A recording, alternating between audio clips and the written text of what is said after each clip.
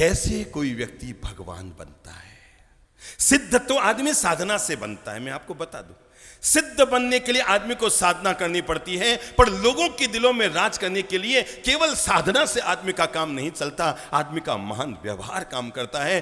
कैसे बने राम भगवान? कहते हैं रामचंद्र जी जब लंका पर विजय प्राप्त करके और अयोध्या में वापस लौट कर आ रहे थे, साथ में उनका सारा दल था। विभीषण भी थे, सुग्रीव भी थे, हनुमान भी थे, अंगद भी थे, सभी लोग साथ में आए थे। राम लक्ष्मण जानकी जब अयोध्या में लौट कर आ रहे थे, सारे अयोध्यावासी नगर के बाहर आए अपने राजा का सम्मान करने के लिए। भरत के साथ, शत्रुघ्न के साथ तीनों माताएं भी, कौन कौन सी? कौशल्या, कैकेयी और सुमित्रा, तीनों माताएं भी अपने लाडलों की इंतजारी करने के लिए नगर के द्वार पर आए हुए थे।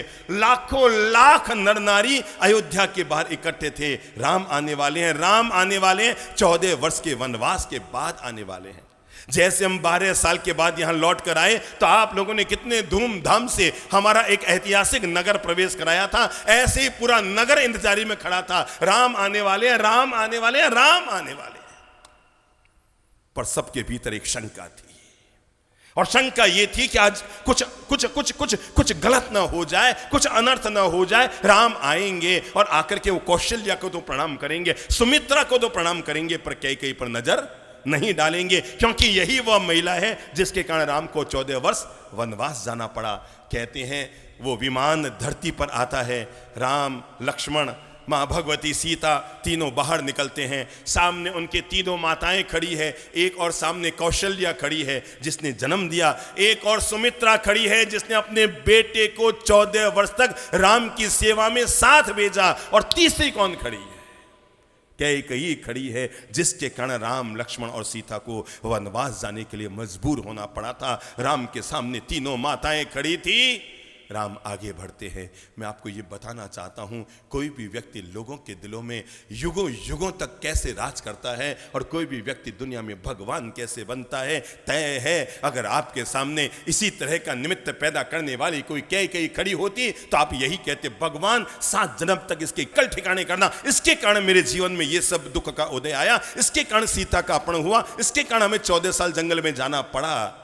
राम राम बन गए, और तब राम भगवान बन गए जब वो विमान से नीचे उतरते हैं। एक और कौशल्या, एक और सुमित्रा, बीच में खड़ी है कैकेयी।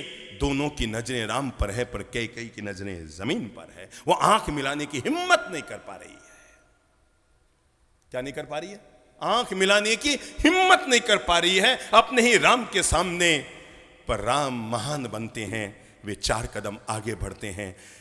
एक और उनकी जन्म देने वाली माँ, एक और अपना लाडला साथ में भेजने वाली माँ, और एक और वनवास का निमित्त पैदा करने वाली माँ। राम आगे बढ़ते हैं और दुनिया के सामने आदर्श स्थापित करते हैं कि जीवन में कैसा भी दुश्मन क्यों न हो, पर जब वो तुम्हारे सामने आ जाए तो उसको सम्मान कैसे दिया जाता है। तब राम आगे बढ़ते हैं और सबसे पहले अपनी उस प्यारी माँ कैकेयी के पास जाते हैं। जाकर के घुटने टिका के प्रणाम करके उनके चरण की धूलि को अपने माथे पे लगा रहे होते हैं।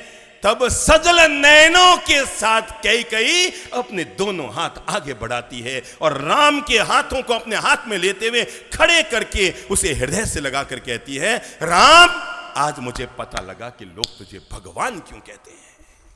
आज मुझे पता लगा कि लोग तुम्हें भगवान क्यों कहते हैं। कहते हैं भगवान श्री महावीर।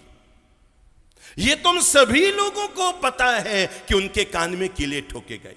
ये तो कहानी हमने देखी है ना, पर इतनी सी कहानी ने महावीर को भगवान नहीं बनाया। घटना जब आगे बढ़ती है और जब उनके कान में ग्वाला आक्रोश में आकर, क्रोध में आकर, जो समझ भी नहीं पाया था कि जिसके कान में वो कील ठोक रहा वो कौन है, वो तीर्थंकर है कि वो भगवान है, कि वो राजा सिद्धार्थ के सुपुत्र हैं, कि राजा नंदीवर्धन के भाई हैं, उसे तो खबर भी नहीं थी ये सब। और बेखबर बना हुआ गुस्से में भरे हुए ग्वाले ने भगवान के कान में क्या ठोक दी? क्या ठोक दी? क्या ठोक दी? कीले ठोक दी। पर भगवान ने वापस कोई प्रतिक्रिया नहीं की। बाकी जिस व्यक्ति के अंगूठे में, किसमें बुद्धि लगाओ तो, अंगूठे में कितना सा भाग, पांव का अंगूठा देखो तो आपका कितना इंच का है? 1 इंच बाई पौन इंच का है ना। जिसके इस छोटे से अंगूठे में यह ताकत थी कि पूरे मेरू पर्वत को हिला दे, उसके सामने किसी ग्वाले की औकात ही क्या होती है। पर भगवान श्री महावीर ध्यानस्थ थे, साधना में थे, शांत खड़े रहे। ग्वाला तो अपना काम क्रोध में करके चला गया।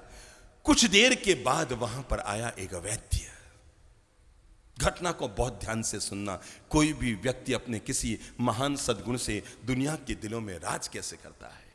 तब आया एक वैद्य, और वैद्य ने जब देखा कि नंदीवर्धन के भाई वर्धमान कुमार जो संत बने हुए हैं, किसी नादान व्यक्ति ने गुस्से में आकर उनके कान में कीले ठोक दिए, उसे लगा कि इनको कितनी पीड़ा हो रही होगी, चलो मैं इनकी पीड़ा दूर कर दूं। और तब उस वैद्य ने अपने साथ में रही हुई औषधियों को निकाला और भगवान के कान पर औषधियों का प्रयोग करते हुए, और तब उसने बहुत सावधानी से भगवान के दोनों कानों से कीले बाहर निकाली। जब कीलें बाहर निकली तो भगवान के संपूर्ण जीवन में 12.5 वर्ष की साधना काल के दौरान प्रथम और अंतिम बार उनके आंखों में आंसू आ गए।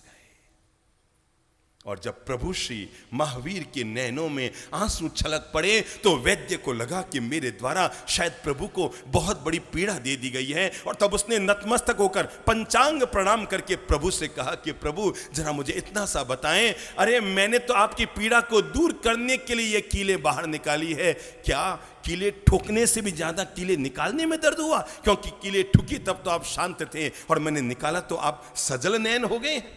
तब भगवान ने शांत भाव से मुस्कुराते हुए उस वैद्य राज को जीवन का पाठ पढ़ाते हुए कहा, मेरे प्यारे वैद्य, तूने तो मेरी पीड़ा दूर करने के लिए उपक्रम किया है और मेरी आंखों में आंसू पीड़ावश नहीं आए। अरे मैं तो साधना के लिए निकला हूं, इन पीड़ाओं से मैं कहां घबराऊंगा। मैं तो साधना के लिए निकला हूं, मैं इन पीड़ाओं से कहां घबराऊंगा।